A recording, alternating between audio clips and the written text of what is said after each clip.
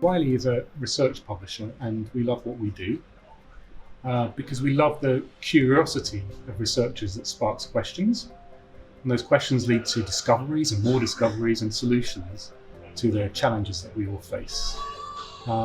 We at Wiley connect that work that researchers do with inventors and innovators, and we help the new knowledge that researchers generate to turn into kind of progress and to change the world.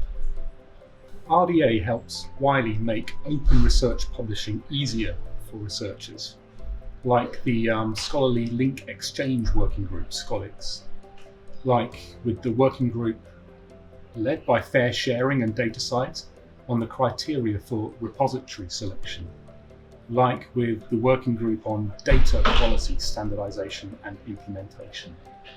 Making researchers' lives easier and more rewarding as they adopt open practices is what our work at Wiley needs to be about. And it's true that the people who are the RDA community and the work they do together is powering that. RDA's work on data sharing policies is what's helping Wiley to extend the requirement for data availability statements to many, many journals. And that's great. It's a simple step to enable open research publishing.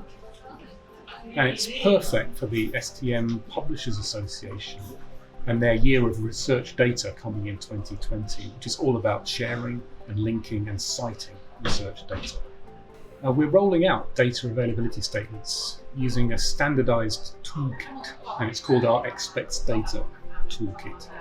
It has all the tips and the tricks and the questions and the answers that everyone needs to know when they're implementing a data availability statement policy.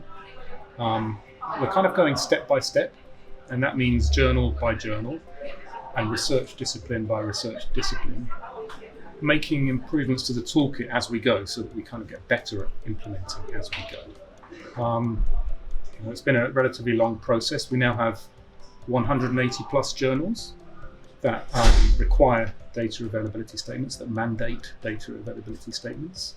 And our goal is to roll out to many, many more journals as well.